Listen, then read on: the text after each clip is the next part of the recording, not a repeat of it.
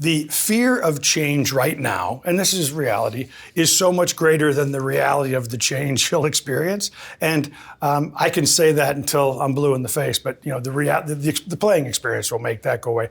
I don't think in 2029, if you're playing a ball made in 2026 and your partner's playing a ball played in 2029, the two of you will know the difference or probably even think about the difference. And we don't want that to be a disruptive moment in time. If those things transition their way out. And like I said, I was in the manufacturing business long enough to think about the people that have probably already started working on new technology.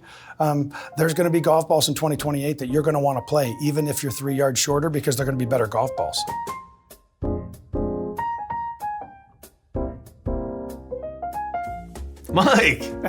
Mike Whan, thanks so much for joining us on the Golfers Journal podcast here at USGA headquarters. What a great spot to be. So really appreciate your time during a very busy time for any number of reasons. You're coming into 2021. So you're coming up on your second year. Third year. Coming up on three. Coming up on three. Just First, want to thank you for everything that you do for golf and everything the United States Golf Association does for golf. I hope that hasn't been lost in all the conversations you've been having in the last 2 weeks, that everyone in this building is in service to the game that we love. And whether there's disagreements on one side or the other about the best way to approach that game or govern that game, that it's all coming from a place of passion and a mutual love of this game. So thank you for that. What's been the best part of the job so far? I guess I didn't realize just how broad the USGA tentacles were in the game. I mean, like any regular golfer, I was the commissioner of the LPGA, so I worked with the USGA all the time. And I understood rules, and I understood equipment testing, and I understood a few of the championships. But I sort of took handicapping for granted, or the fact that we're on the same handicapping system in 130 countries. I mean, it's I guess it just didn't register. I didn't realize how much the USGA gave both physically and financially to the future of the game. Both the not only young players coming in, but what it means from golf courses and turf grasses and grant programs to make sure that the game's healthier. So it's a really interesting place. When you come from, so I was a manufacturing side, right. Then I was at the tour side, and now I'm here. Each one of those had a little bit further thought. So when you're at the manufacturing side, you got to make the quarter, right? When you're at the associate side, when you're working for a tour association, it's really critical that next year's schedule is better than this year's schedule. So you're all about 1 year out. When you walk into the USGA, you have a lot of conversations about 20, 30, 50 years from now. And I've thought about it many times. Thank goodness that the USGA and the R&A are the ones really being able to focus on that, and to be able to do that without corporate partners that you have to deliver back to, conflicts of your own, tied to different parts of the game. So it's a weight, but at the same time, you sort of have the freedom in that way to do what you think is right. So it's funny. I used to talk a pretty good game as commissioner of the LPGA about the future of the game. But if I was being honest with you, I thought about that every other Friday afternoon, and I really dove in because Monday through Thursday had to be committed to, my members and where we were going next week and what the issue was in front of us that minute. And so to spend a lot more time now, especially at this age, I'm 58, so I don't know that I could have done this job at 38. I don't know if I had the patience to really think about the game long term, but at 58, this game's meant so much to me that it's exciting to be in a position to feel like I can make sure future generations inherit a game better than I had. Yeah, and that's really what this, all the discussion about the rollback, the change in the testing is about, sort of a long-range view of golf. It is. When you came in, there were a list of things, I'm sure, that you said, okay, these are things that are on my radar or I want to accomplish. How is that list coming, and what are the big things left on that list? It's always funny. It's funny you say that about a list. I always tell people in your first 60 days, write down every big idea that you have, and then post it somewhere for your next 6 years. And people look, it's like, what? And I said, listen, your first 60 days, you're clueless enough to dream big without all the Kool-Aid of why we don't do it that way, or we looked at that 10 years ago and it doesn't work. And so if you write those things down, you keep coming back to them. I always walk in, I remember walking into the LPGA and a board member said to me, do you know what you're gonna do? And I said, I have 12 things. And then I saw him at a board meeting like 12 weeks later. And they said, how are you doing on your 12 things? I said, half of them are changed. Because you get in and you face reality. So, to me, To me, I walked in here with a little bit more of an open mind than I probably walked into other jobs before, meaning I knew I had a lot to learn. I'm not a certified rules guy. I didn't grow up doing that. I'm not a PGA Tour player or professional. So I don't run championships for a living, even though I ran an organization that did that for 12 years. So it was really an opportunity for me to kind of listen first. But the opportunities that we have here for the game, especially now with what's happened since COVID, especially since the explosion of this game, we've talked, since I've been in the game 30 years, we've talked about pent up demand. People that want to play more, they just don't have the time. And after a while, you start wondering if is that real or just what somebody says on a survey. But 2020 through 2023 has proven to us that was both real and no longer just a survey. So exciting what's going on in the game, and it's an exciting opportunity to fuel that fire. Absolutely. Looking at the last couple of weeks, and everything that's gone on around talking about the testing change, what's that been like for you personally, and what has it been like for you as the CEO of an organization?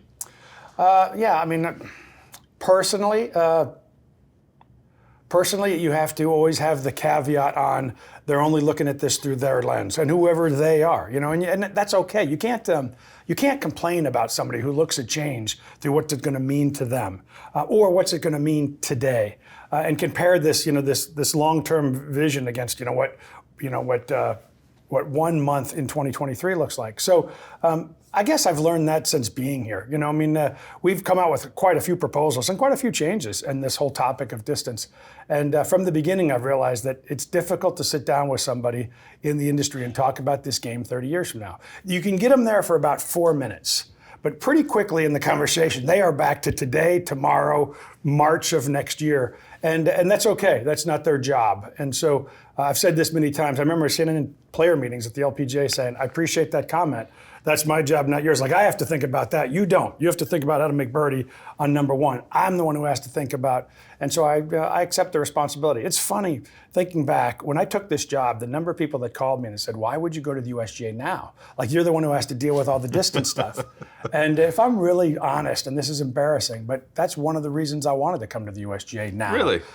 Because I had strong points of view, and I really thought if there's going to be changes made for the long-term part of the game, this game has made my life, right? Like, it's my career, it's my passion, it's my pastime, it's where I spend the most time with my family. It's so the health of this game when I'm gone is a bigger deal to me than some other sport that I watch on TV. Yeah.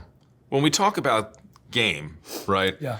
And that's one of the things that where some people have had concerns, or I haven't sort of been able to sort of reconcile my understanding of, okay, the game. Is it the pro game? Is it the amateur game? Is it the elite amateur game? Is it the recreational? And it's I suppose under the USGA's purview, it's all those things. Yeah, including manufacturers, golf courses, universities that are doing research on turf grass. I mean, you really have to open your vision of what the game is, and realize that all those people are tied to this game in more than just emotional ways in some cases. So if the game is all these things, one of the things about the rollback, so to speak, is that it seems that it's addressing an issue that relates to a small sliver of that game, the elite player, the higher swing speeds, et cetera. So what do you say to folks who would say, okay, this is a change that is really come about because of, say, the 2% that's going to affect the 100%? Yeah, I think if you don't believe the 2% is affecting the other 98% already, you're sort of not paying attention, right? If you look at golf courses since 1900s all the way to now, they're consistently getting longer. If you talk to any course designer today, and goodness knows I speak to a lot of them, about what they're being asked when they come into a new project in terms of how big they're being asked to build, not because they need it today, but because everybody thinks they might be building something significant enough for tomorrow. And so how long does tomorrow have to be? When you start talking about what size footprint you need to build some of those visions, urban sites become less and less a reality in terms of where people are really located. So What I would say is, if you've done the history lesson of our proposals down this path, we did look at a proposal that was essentially just going to address the 2% and not the 98%. And I sat in a chair like this in probably 1,000 interviews and told you why I thought that was a really good idea. And it is still a good idea. But it's not a good idea if it's a paper exercise. If at the end of that, it sits in some folder and we really have had no impact on the next 30 to 50 years of the game.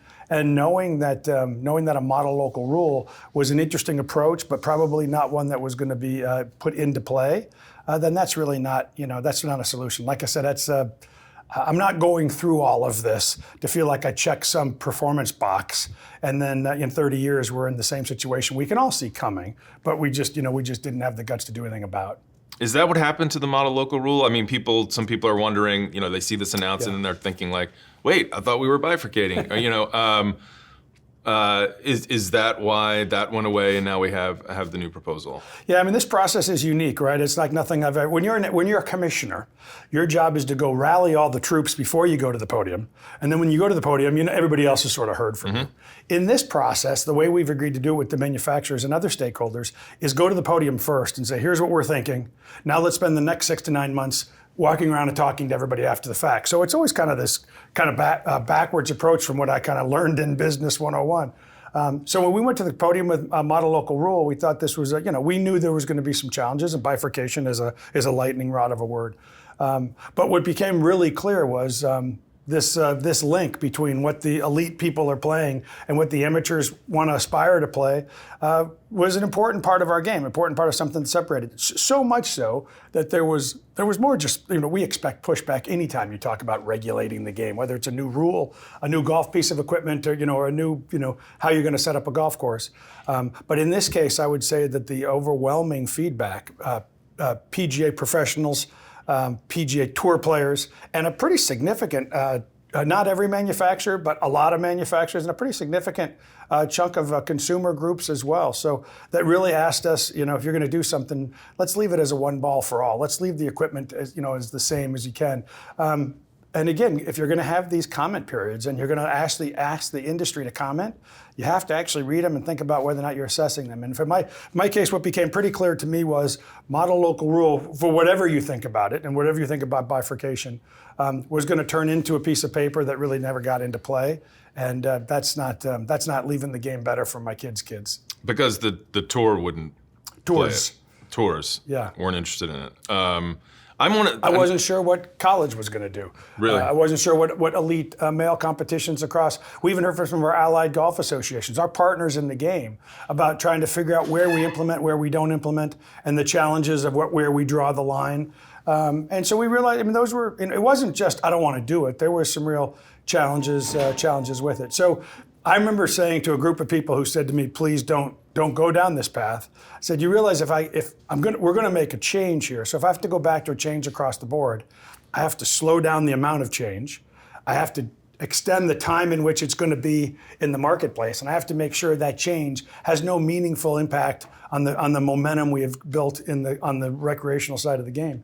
And people knew all three of those things and probably liked all three of those things. Lesser change, longer to implement, try to make the impact small enough that we're not really talking about major recreational impact. Yes. So and I'll admit, I was one of those one ball, one game kind of people. And now I see the new change. Now I'm like, how about bifurcation? That wasn't so bad. And I'm not the only one having that reaction. I always imagine. find it interesting when people say to me, please don't bifurcate. Right. And then when we do the cross board, please don't do a change and across the board. Right. Like, so you're really saying, please don't change. And Sure. And that's okay. Again, from the eyes of the beholder, you don't need change in your game right now. And you're not worried about the game of golf in 30 or 40 years. It's not your job to be worried about the game of golf in 30 or 40 years. It is mine. So is bifurcation, is it completely dead as a possibility going forward? I don't know that it's completely dead going forward. It's definitely dead in the situation we're talking about now. This was a final outcome for us in terms of the golf ball. So, will we at some point, need to be serious about the difference between what's going on at the highest levels and the recreation? Probably. But can we make meaningful change and still do it across the board? I believe we can, and I believe we did. I'm interested in that 2-year that window Yeah. when there will be a time when elite golfers, however that's going to look, are going to be playing by the new testing standards. Yeah. And the current ball will still be available to amateur recreational players. So we will have bifurcation for a couple of years. I think everybody's trying to tell me what 2028 and 29 is going to look like. I'm not really convinced any of us have it right, but here's what I know. If you ask 1,000 of the best engineers in the world and they have 4 years and here's the new standards, are they going to create innovation across the board? Maybe so much so that you're not going to want to play a ball that was designed in 2022 in 2029. I think that's highly likely. Yeah. So we didn't really do it to bifurcate per se. We just simply said, in the grand scope of the recreational game, we don't have any concern about which ball you played in terms of posting a handicap. We don't have any, in terms of the difference of what we're proposing here. No difference in terms of how your member guest is going to go if somebody's 4 yards shorter than they were, or somebody's 4 yards longer because they're using an old ball. And to work through inventories, whether those inventories are at manufacturing, retail, or garages, we don't feel the urgency to actually have to have people flip overnight. Do I think come 2029, most people will be playing a ball that's on the 2028 conforming list? I 100% do. If I'm wrong, that's fine. We don't really have any real concerns over the difference. I also don't think it's out of the norm that a bunch of golf courses are going to pick up their white, blue, and maybe even black tees, walk up 7 yards and put them back down, and that doesn't bother us either. I already do that at my course. Yeah, good. But I'm just curious, like, if that period where the elite players are playing one ball and like at anybody's club you're playing something else and everyone kind of looks around and likes it and says, hey, this kind of works, if that might be extended, or if that might be a path forward. No, not likely. I mean, I think that I think if we're going to go with a one ball for all, then you got to be committed for a one ball for all. I think if we've committed to try to keep that link between what gets played at the highest level and what's available to you, and the reality of it is, like I said, the fear of change right now, and this is reality, is so much greater than the reality of the change you'll experience. And I can say that until I'm blue in the face, but the playing experience will make that go away. I don't think in 2029, if you're playing a ball made in 2026 and your partner's playing a ball played in 2029, the two of you will know the difference, or probably even think about the difference. And we don't want that to be a disruptive moment in time. If those things transition their way out, and like I said, I was in the manufacturing business long enough to think about the people that have probably already started working on new technology. There's going to be golf balls in 2028 that you're going to want to play, even if you're 3 yards shorter, because they're going to be better golf balls. Yeah. So in that sense, trying to think ahead to 2029, I mean, if the balls aren't necessarily discernibly different in terms of the quality of the experience, I mean, maybe we're not talking about so much a rollback as sort of a stop gap to where the 2022 ball or the 2023 ball hasn't advanced so far beyond. So it might not so much be rolling it back. It might just sort of be. Let me just kind of, because I mean, I try to not to let the alarmists get me, but I can't help myself. You read it, but what technology we're going back to. We do ball checks at elite competition all the time, right? We'll grab 6 or 7 balls, make sure they're conforming, make sure they're on our conforming list. In the last 10 years, we've grabbed at least 10 models that if we shot today out here in our testing lab would be 320 or less in the new standard of 2028. These are balls played at a tour level. So anybody who thinks we're going back to some 1976, 1986, 1996 technology is just wrong. We've had a couple of balls in the last couple of years that we have done in ball testing that we still think would be 320 or less. And then a lot of golf balls that if we tested today are somewhere 1 to 4 yards too long. So not 12 yards too long, but 1 to 4 yards too long. Now, not every manufacturer wants to build right to the end because of manufacturing. You got to make sure you're building down. But we're not talking about a golf ball that is going back to some previous era. These are going to be modern golf balls that fly a little bit shorter. Yeah, the sustainability argument is a big part of this. And so can you talk to that a little bit? The data, I read the 2020 report. that cited some examples of courses having to get longer. I believe it said a third of the courses had made changes from a certain survey. There's also data I have for, that people are talking about from the Golf Superintendents Association that in the last, in the last 18 years, the golf courses have actually shrunk a little bit. I operate a very small golf course, 9-hole course in the Catskills, and we're tiny and gonna probably get a little tinier. My course at home was just redone and it wasn't lengthened. So whether courses are having that expanded effect, I mean, I think aspirational courses that want to host events or state opens or college tournaments are certainly up against that, but maybe the majority of courses might not feel that sustainability pressure in terms of having to change their golf course for a golf ball. So how is it still a concern for them? Yeah, same thing. If you just look at that through today's lens, here's what I know today, versus let's jump 40 years ahead. And in the last 40 years, the average drives of the longest players in the game are 40 yards longer than they were 40 years ago. That yard a year is about as consistent as they come. Now, it's not every year, but I'm just saying if you look at long periods of time and you said a yard a year, you'd be right most of the time. So if nothing changes, the thought that we're not going to be 40 yards longer is, you can argue it, but it'd be difficult to argue that statistically. So that we're 40 yards longer in terms of the top side. Now, I think a lot of people think when we've made this announcement, we're talking about the PGA Tour, or we're talking about the Corn Ferry Tour, or DP, or the Japanese Tour. We're talking about all of those tours, but we're also talking about college events. We're talking about elite male events. I'd be embarrassed to tell you what we look for in a golf course to hold a U.S. junior amateur, in terms of where the bunkers have to be from the tee boxes for them to be a legitimate concern and obstacle for juniors today. There's not that many golf courses that sort of have that carry to their fairway bunkers. So, and then when you start talking about all the state level junior amateurs, AJGA events, all the state level qualifiers that we do, hundreds of qualifiers. Then you take that across the globe, where that's happening not just in America but all around the world, and you jump forward 30 or 40 years. You can see the problem. The good news is you're not in panic. The sky isn't falling on top of you. You don't have to freak out. And I think this is what happens with small changes. Changes that happen a little bit at a time. When somebody says you were a yard longer than we were last year, you go, it's a big deal. Or we're 3 yards longer than we were 3 years ago. But if you look at that over 20 years, it becomes legitimate, and you sort of have these small changes that become real problems. And so we know as an industry that this is coming.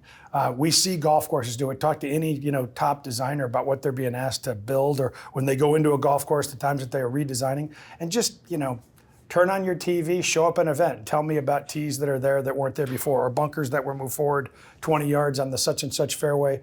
And it's $20,000 a bunker to move it like that, and $5-6 a tee box to add those things, not to mention maintain them. So, and I find it, as a sports nut, a guy who grew up a sports nut, I can't imagine baseball saying to the Green Monster, you need to move your Green Monster back about 30 yards. If you don't move it back at 30 yards, that's okay. There's other places we can play the Red Sox games. We'll just move on to another course. Or saying that football 100 yards is no longer relevant. We're just going to go to football fields that are now 140 yards.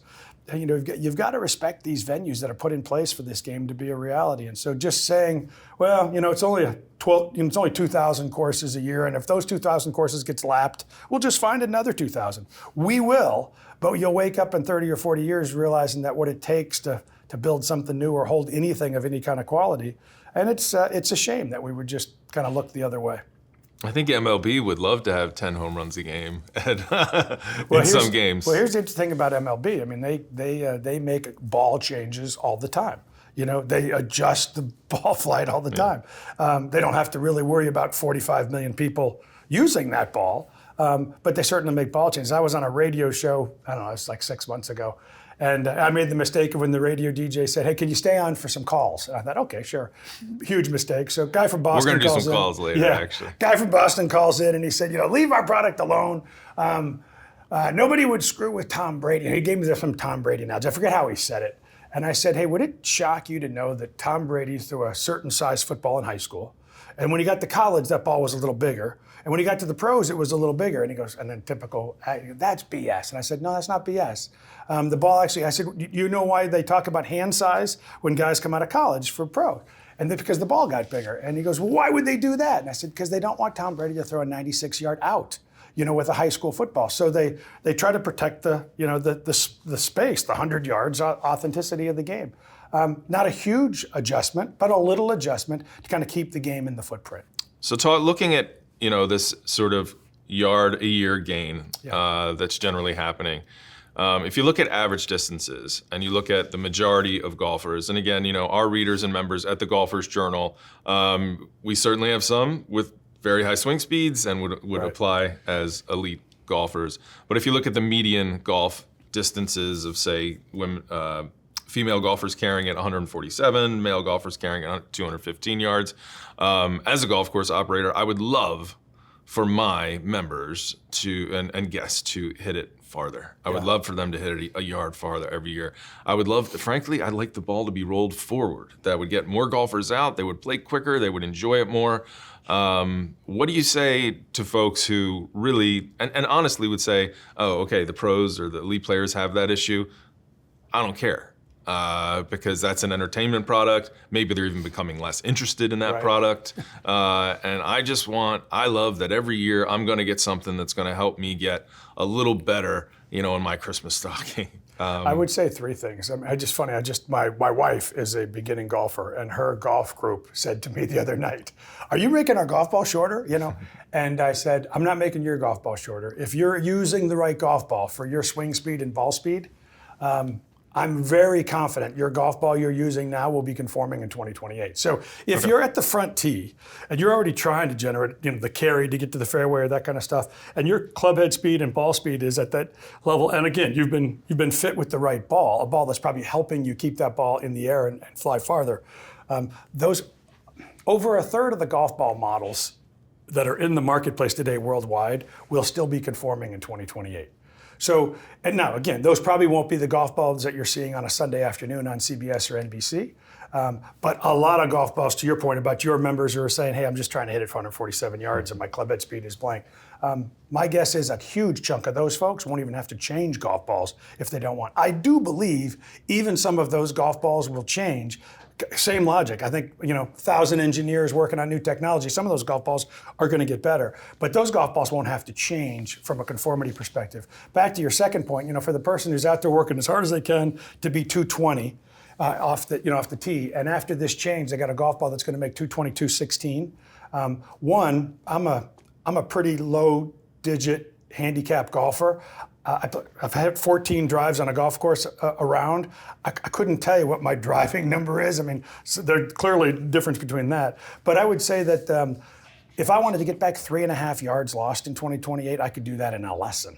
Just go get a lesson that you could really help you do that. So we're not talking about real change for the average golfer. We are talking about impact as that average golfer becomes high ball speed golfer. And the reason I'm so confident in saying that is we're doing that today. That's how our balls are tested today. If you're swinging the club and generating 150 mile an hour ball speed, our current conformity testing that's happening just 100 yards from here from you and I isn't probably limiting your distance. What's limiting your distance is the ability to generate more ball speed and club head speed. And the same is going to be true in 2028. We put together these conformity testing approach for two reasons. One is we do want to make sure that we just don't look the other way and whatever happens, happens. And two is the way the ball is tested, it allows you to chase distance. If you want to be 6 yards longer in 2028 than you were in 2027, you can chase that. You can work on that athleticism, coaching, testing, speed training, and we want you to be able to train that. I can't tell you how many players would say to me, I understand your concern, Mike, just don't make the ball go any farther. Just draw a line in the sand. And I said, well, how do you want me to do that? You want me to put a governor in the ball and it falls out of the sky at a certain number, and so if the ball gets to 315, it just drops? Because that's not fair. We want there to be a difference between athleticism and effort, and so this is a little bit of a line in the sand. I thought Ricky Fowler said an interesting thing on TV the other day. He said, at the end of the day, I've been calling this a rollback, and really what it is much more of a kind of trying to keep it where it is. I do believe in 15 or 20 years, we'll be talking about the same distances on the PGA Tour and the DP World Tour, on other professional tours in college that we're talking about today. Right. But we won't be talking about 15 or 20 yards longer. Indeed. So yes, the chase will go on. People will get longer over time. I want people to chase it. They'll find ways to do it. So if that's the case, really fundamentally, the distance question has to be about more than just a testing change on the golf ball. It has to address other things because the ball is going, distance is going to be discovered. Does golf need to ask different questions? It seems to me that the golf that we've been playing in the last 20 or 30 years probably, and the report from 2020 suggests it, puts too much of an emphasis on distance, or the benefit of distance is outweighed and compared to other skill sets. Yeah. How does golf get to a place where it is doing more? In terms of, it's probably got to be done, I guess, between design and setup to ask these other questions versus just how far can you hit it? And I feel like, elite golf, it's like the farther you push the tees back and the bigger you make these golf courses, the more you make distance the number one advantage. I just came from playing a new course like it's down at Old Barnwell, and was hitting it past my the guys I was playing with, and they were making pars and I was making double because they were able to, the way the greens are shaped, and it's a course that's conceived to test a lot of different things. Yeah. Do we need to do more? What can we do more in terms of our design and setup to make sure that it's not just all about how far you hit it? Well, I would say there's a combination of what we can impact and then what has to happen locally. So a lot of times when people will write me or call me and say, just do this in setup. And I'm like, well, that's great if I'm running a tour with 26 events. But that's not a global answer. I can't tell Portugal, or I can't tell San Diego or Vegas, hey, water down your fairways, get them a little softer, grow up the rough, put a few more trees at the corner, because you're helping out the game. Well, that's miserable for their players that are playing there all the time. That's miserable for pace of play. It's miserable for expense, and it's really irresponsible sustainability-wise. And for me to say to Tucson, you should water your rough a lot more and try to soften up your fairways, those aren't things we can say to Australia. But I would say to your point, so we can look at the game overall and just try to say, and this is, by the way, never been about scoring a success. I actually couldn't tell you how the 25 longest guys on tours, PGA Tour, DP World Tour, LPGA Tour, are doing relative to the 25 best players on tour. So we've never sat down and thought about scoring or strokes gained. It's just not that. This is about how far we're pushing the envelope of the game. Do I think individual tours, individual colleges, individual golf courses will do other things in setup to both defend their golf course and create different kind of challenges and shot making in the game? I do. Do I think that those individual choices are a global answer for the game? They're not. I don't just think they're not. They really aren't. So when somebody says to me, I can't believe that, why don't you just put trees at the dogleg corners and grow up the rough? I'd say, if you want to do that in your local facility, great. And if that's what you want to do for some event you're hosting, that's totally up to you. Not really our answer for the game long term. Not a 30-year answer for the game around the world. Certainly not even in the States. Yeah. I have actually looked at some of that data, and it doesn't match up terribly well in terms of world ranking and swing speed. Yeah, it's never been about a scoring thing. Somebody says to me, and I've had tour officials say to me, "What's your problem? I mean, these guys aren't necessarily always succeeding." And I'm like, "Yeah, I didn't say that. But if you looked at ball speed generated by the top swing speeds on tours over the last 20 years, it's 176 in 2007." 178 6 years later, 179, 181, now more than 183. I mean, by the time we get to 2028, our 183 ball speed we're going to be testing at will be dated. I know it will be dated, but I can base the 183 based on what's happening today, and it'll still be a lot more relevant. If you think about it, over there, we're testing balls at 176 miles an hour. And take the top 25 guys on the PGA Tour, because their data is the most available, their average ball speed is over 183. And we're testing golf balls at 176. So I said, it's like the cop sitting in the school zone. I'm making sure you're driving 25, but I'm paying no attention to what you're doing on the highway. Yeah. And our testing is simply obsolete relative to today's game. And since the day we started this in 1976, this meaning the way we test golf balls, we've said that it's going to take regular updates to keep up with the game, and it has, and today's a great example of that. But it does reveal something, though, when we're talking about, again, we're saying the game, and we're talking about people who can swing or have ball speeds of 183. Where I am in my golf life, that's not the game, you know? Yeah. And we're not building a test that ball is going to be capped out for you. Yeah, Meaning, and I don't even mean in how my personal, like my own playing of golf, and in terms of the things I care about in golf and the golf that I'm interested in. Yes, I enjoy watching tour golf and competitive golf on a Sunday afternoon, but you know, thinking much more about the millions of people who play on Saturday and Sunday afternoons, or our members at the Journal, that rule changes that apply to people who want to play in elite events. It's that affecting anything in our golf, and not even just the ball, like whether in any rule change or any way that the game's played because of this small sliver is, it just always, it feels a little bit, it feels like that top-down view of the game that I think some people, well, that I'm somewhat uncomfortable with. I would just say to you that at the top of every, and I'm thinking about this little sheet I have at my desk, but it was talked about the principles we had walking into this. And number one principle is you can't impact the momentum of the recreational game. I understand that when people hear a ball that's going to be 3 to 5 yards shorter or 0, depending on where you are that feels like just the opposite. If we believe that could actually impact your joy of the game, ability to play the game, or quite frankly, your ability to totally obsolete that if you wanted to. If you wanted to work at generating 5 more yards, you probably could, because this ball's not going to stop you from being 5 yards longer if you want to pursue that. Because the cap of this thing, or the real limitations, are at higher ball speed. But from the very beginning, we didn't really want to have any meaningful impact on the recreational game. And I couldn't sit here and look you in the face if I believed that wasn't true. I believe that is true in 2028. I believe it's really difficult to explain to a lot of people in 2023 or 2024, that difference. But I can tell you, we, meaning USGA and the R&A, fundamentally believe this is going to have no meaningful impact on the recreational game, but a meaningful step long-term to how far the footprint of the game gets pushed.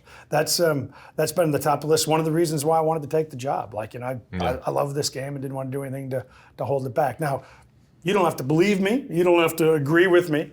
But I can tell you it's been a driving factor since the minute we started this process.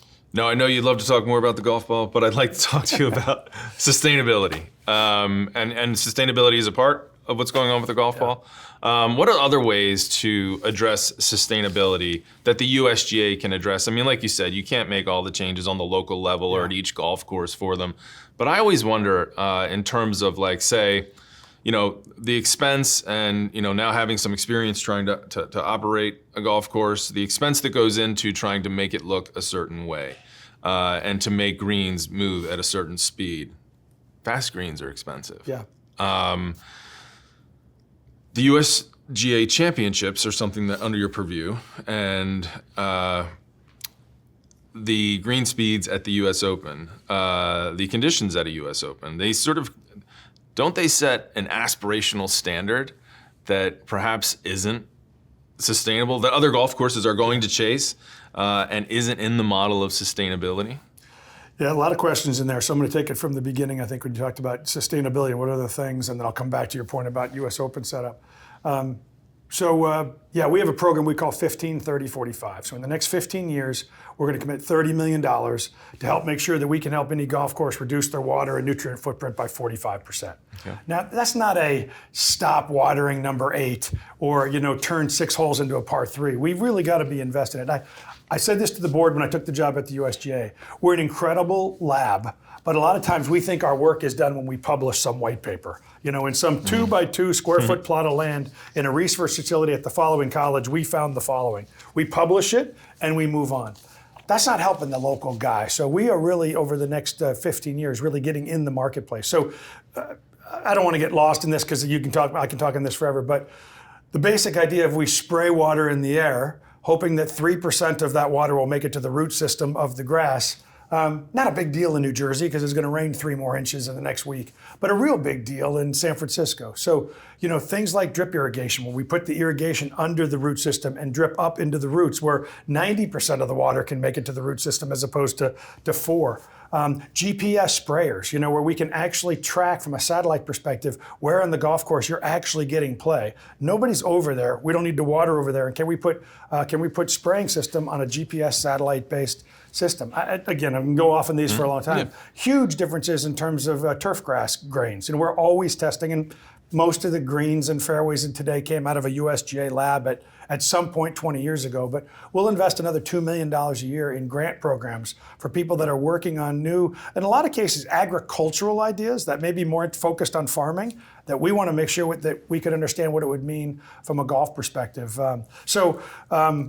We've got to be on the cutting edge of what could be a much better and sustainable game, and can sort of live up to whatever the standard's going to be in 2050 for how this game is or isn't fitting into the footprint of sustainability. And we will, and probably the only one that's really overly invested in that idea. When it comes back to your point about specific championships, even the way we're testing greens today, we've created a ball called the GS3. It's looks like a golf ball, but full of sensors, and you can roll it across the green, and it'll tell you the firmness and trueness of a green. And you could be able to, if you're a public golf course facility, you could be able to say, hey, they may not sound like the green you saw on TV, but I can compare the trueness and firmness and roll of this green to some of the best golf courses in the world and the ones you're seeing the USGA play on site. We do have, what we're trying to do at our championships is separate, in a lot of cases, 156 or 300 athletes and try to figure out who is, in fact, the best player in that field. And to do that, we've got to make these golf courses hard and challenging and different, because if it's all the same, you get a lot of all the same. But that doesn't mean every golf course has to be the same way. I mean, we were talking about Major League Baseball. I mean, I go to Major League Baseball games. I've been to Yankees Stadium. I realize that my kids in Little League aren't playing on that turf.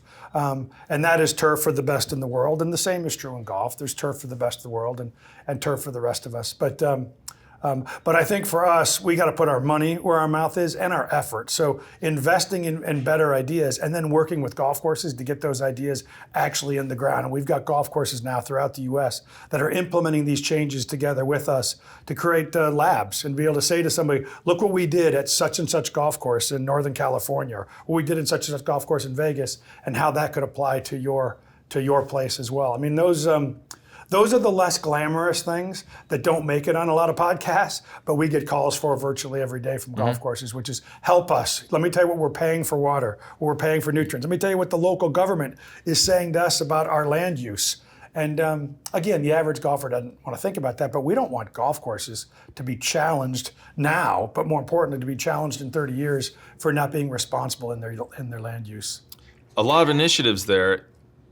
Would it be easier, or is the USGA interested in trying to get golfers to accept more natural, rugged conditions, where, and it's funny, Americans will go to Ireland or Scotland and they'll play a golf course that's maintained by 2 people, and it'll be rugged as heck, and you won't know where the fairway or the rough starts and ends, and they'll say, and the greens will roll at 7, and they'll say, that was the time of my life. And then they'll come back here to the country club and say, why aren't the greens rolling at 13?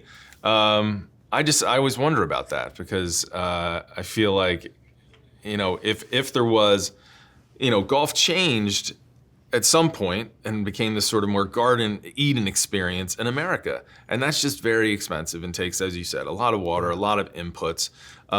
It would be wonderful to be able to tell people that, when your course browns out in August, that's great. Yeah. We don't need more water. And when you don't have 30 machines to maintain a golf course, that's okay too. Golf doesn't have to look a certain way. Is there a way to sort of feature some of those more natural rugged elements of golf to make people understand that golf is bigger than what they see at the Masters and the U.S. Open? It's happening. It may not be happening at the pace that you like, and it's definitely local. I mean, if you're in Philadelphia, they're probably not so much worried about water. But if you're spending time out on the West Coast, you're already seeing some of this. There's a lot of golf courses now that talk to us all the time about letting them play firm and fast in August if you're not getting water. Quite frankly, the members are learning kind of by default that it's actually exciting to play the course. That way changes the landscape of the course. And so I think locally we're seeing some of those differences. But the reality of it is there'll be some expectations, that we know that golf courses want to achieve, and there are ways that we're working on now to achieve those expectations without the kind of added cost that we think of today. If you have to water the entire golf course, hoping that 4% of the water hits the root system, we're going to be limited for a long time. If we start thinking about how to do a much better job with the water that we use, and therefore could use a lot less of it, or the nutrients less of it, because it actually gets where it has to go, that's game changing, and doesn't ask us, can we change the perception of 100 million people, as opposed to change the perception of 16,000 in terms of how we're managing the course. Yeah. Well, a proposal for you. Okay. U.S. Open greens roll at 10. and then, which I actually think that slower greens, I think fast greens are actually a great equalizer when it comes to putting ability. I mean, anyone can tap the ball. It takes a certain amount of skill to create momentum and power and force and hit the middle of the putter and match up break with actually a putt that's slowing down a lot and is going to break more. So anyway, if greens were slower in the U.S. Open or in any big event or in anything that anyone's seeing on TV, that there would be less of that arms race to get our greens to 12 at our course. And again, having tried to speed up greens at a golf course myself, and realizing how many man hours on the machines that takes. Yeah. That green speed seems like one thing that we could kind of fix pretty easily, but take it. Don't take it. Yeah, I know you. It's your notice and comment period. Now we have time to comment. No, I think you might be surprised if you went around all the different USGA championships that not everything is running at US Open green speed. But some of the courses we play at the US Open, green, to your point, is an equalizer and a different maker. Sometimes when we're playing in an abandon, you're not playing like that for all kinds of the same reasons you wouldn't in Scotland, because you're out there totally exposed to the wind, and you got to make sure that the golf course can adapt to the climate. How has it been working with the R&A? These are two very different organizations. United States Golf Association is a national organization with the CEO, and the Royal and Ancient is a golf club in Scotland that, through its history and role in the Open Championship, has become the governing body of golf over there. So two different organizations. How's that dynamic worked, and how has it worked together? Yeah, I mean, I can only speak to my 2.5 years. I mean, I knew Martin really well, right? I mean, I knew Martin very well from my LPGA days. In fairness, Martin helped me get in, and save is the wrong word, but kind of rescue a struggling ladies European tour.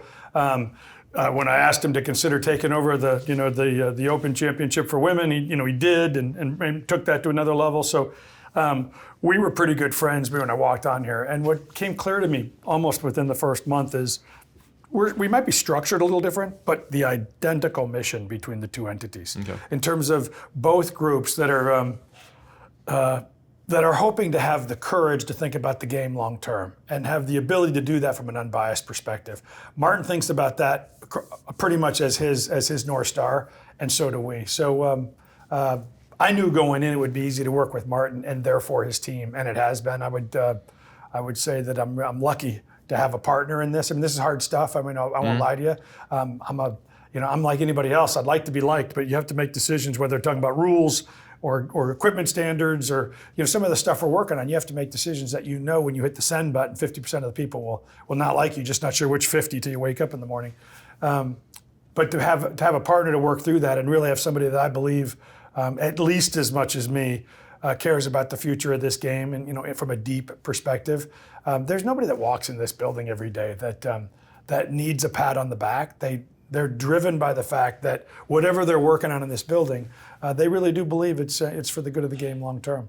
Now, there are a lot of people who probably find themselves in whatever line of work they're in or wherever they are in their life where they are facing something where there is no easy answer, where there is no obvious solution, where they can't make everybody happy. Having gone through this experience now, what would you say to those people? Courage, courage, believe that you're doing the right thing. Challenge yourself and your team to get to a position that you can live with. I really do believe this is, it's probably fair to say this is something we should have done 10 or 15 years ago. I can take that critique. But it's also hard. This is hard stuff. And there's a lot of people that will try to talk you into the option C, doing nothing. There's like global warming. You're not in trouble tomorrow. The sky isn't falling today, but you see it coming. So the question is, do you care enough about the next generation to do something about it? And you need to know going in that the overwhelming inertia is going to push you back on. I can't tell you how many people that said, yes, I knew we needed to do something, but I didn't know you were talking about me. Everybody says, a little change is necessary. Just do it to somebody else. And at the end of the day, you gotta have I've said this to Martin many times. If we don't have the courage to do what's right for the game, then both of us have to recognize that and get out of the way and let somebody else do the job. Because it can't be a contest for popularity. It's got to be about whether or not you believe the game is going to be better. This game, this game gave me everything. Ethics, values, competition, a job, my family. My dad and I, mom and I, dad, have had more conversations on a golf course than we've ever had at a Sunday dinner or church. What this game is like in 50 years matters more to me than it does for most. A question for you as a CEO. Habits and frankly, going through like this crazy busy 2 weeks, being able to sit down with us and articulate these points very well. What are your habits to staying successful? What do you need to do to stay on top of your game? You're talking about in business? In life. Have a North Star, check in on the North Star. My father used to say, you don't know how far you've grown if you don't know where your roots are. I mean, when I joined this company, I spent the first day in the museum. And I thought a lot of people thought that was weird. Like, what's he doing over there? Like, this is his first day in the job. That's where the roots are. I read the minutes from the first USGA meeting. Why were we established? What were they hoping to achieve when the United States Golf Association was pulled together? Getting back to some of that basics. When I started the LPGA, I flew around and met our living founders. People thought that was crazy. Like, you're brand new, the business is in trouble, and you're flying around talking to women that played 30 years ago? Yeah, I needed to get back to how the LPGA was formed, why it was formed, what the missions were, what the visions were. And you can kind of go from there. Once you understand your root system, to me, when you realize that the USGA was formed because as golf was taking off in America, it was becoming a little bit of the Wild West. That person said they were the United States Open Championship, and so did that person in that state. Mm-hmm. There was rules being played in Rhode Island that were different that were being played in New York versus Chicago. And we really brought together an organization that said, hey, can we establish an organization that's not tied to any of these clubs, not tied to any of these manufacturers, not tied to any other parts of the business or the players, that from a non-biased position can govern, can give us rules we can all play by, can give us championships that we all can commit that those are the national championships of this business, can decide what is and isn't allowed in the game. So that's the heart of what the USGA is all about. And so I would just say, have that North Star as a CEO. When you come back, and that, by the way, I took the first page of the minutes, had a replica made, I framed it and put it right next to my desk. So I see it every day when I walk in. I see it every day when I put down my briefcase and open my computer, and just get reminded that this is what the golf game is counting on you for. They may not always like that they're counting on you for it, but without it, we get back to what the issues were in the late 1800s. And it just reminds me, do your job. Finally, Mike, as CEO of the USGA. You are now part of golf history and part of that museum upstairs. You'll have a chapter in the history of golf. How would you like it to read? I hope I don't have a page or a chapter. I hope we do. There's 320 people that come in here every day, and we've talked about it a lot. I said when I joined here, I probably shouldn't say this on a podcast, probably get me in trouble. But when I joined here, I felt that the USGA was a world-class check writer. If you had an idea to grow the game, we wrote you a check. First tee, drive, chip, and putt. PGA girls golf, LPGA girls golf. We always were there supporting somebody else's big initiative, but somebody else was out in the front of the parade doing the work and leading. We always wrote a white paper, but we didn't actually put the white paper in the ground at your golf course. So I believe what we call BBLs, big, bold leadership initiatives. We got to be bigger, we got to be bolder, and we got to be willing to lead with our neck on the line. Distance, we're leading with our neck on the line. We started the United States development team because for 12 years as LPGA commissioner, I saw that every woman on that tour came out of a country program except the Americans. And I realized what these other girls were ready to win at 17, and the Americans, quite frankly, weren't in terms of some of the resources and learnings that they had. We could have looked around and said, geez, if somebody else would just start that, we'll write them a check every year and help them get started. We're leading the United States National Development Team. It's going to be expensive. It's going to be long-term, but we're going to have a $30 million grant program to make sure these kids, no matter where they come from, if they've got real talent and real ability and real desire, we're going to see them all the way that wherever their golf career is going to go. We talked about 15, 30, 45. We've endowed the Walker and Curtis Cup. I think the world needs the United States Golf Association to not just be a supporter, but to be a leader. And I hope what it'll say there about this era, not about Mike Whan, but this era, is that was a time when the USGA really became bold leaders. Not all bold leadership efforts work, by the way. Some of these may not be the greatest, but we're not going to fail for lack of effort. To BBLs. BBLs. Thank you, Mike. Can't thank you enough for your time. Appreciate you guys coming to see us. And everything you do for golf. Thank you. Thanks for listening, everyone. And if you enjoyed this episode, we strongly encourage you to become a member of the Golfer's Journal, or if you already are, to share it with your friends. As a reader-supported publication, we couldn't do it without you. We also couldn't do it without the help of our partners, and they are Titleist, Scotty Cameron, FootJoy, Linksole, Omega, Charles Schwab, and BMW. We'll see you next time on the Golfer's Journal podcast.